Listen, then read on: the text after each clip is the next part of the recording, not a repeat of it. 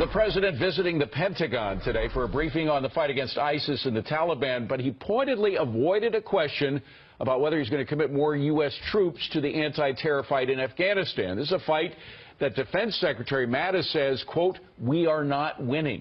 Joining us now is retired Air Force Lieutenant General and Fox News military analyst Thomas McInerney. Well, General, let's not bury the news. The news is that we are winning against ISIS, both in Syria and in Iraq. That's great. But then there is Afghanistan. Why are we not winning in Afghanistan?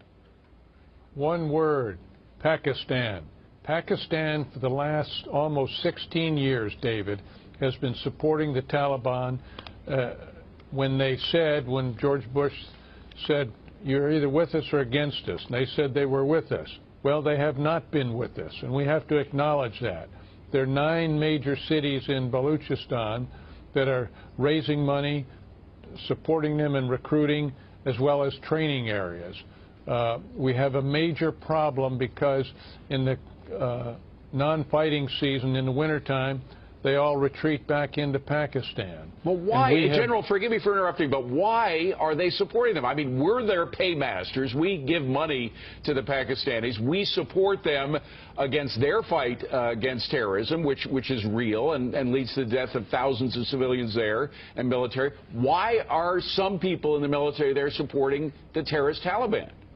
Well, there are 2 reasons. Number one, they do not want to have a strong Afghanistan where, say, India or others could start working with them and outflank the Pakistanis. They're deathly afraid of that. That actually sounds a little bit like why China would support North Korea.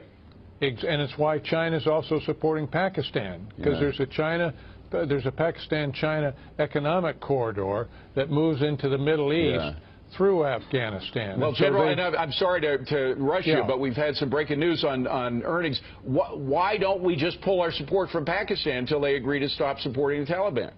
I would do that, plus I'd start striking those training areas with air power and tell them until they clean it up, we're going to strike them. And finally, under these conditions, being that Pakistan is doing what you say, should we send in more troops or not? Not unless we take care of Pakistan. Okay. There's no point in doing that.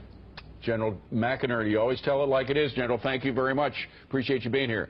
Thanks, David.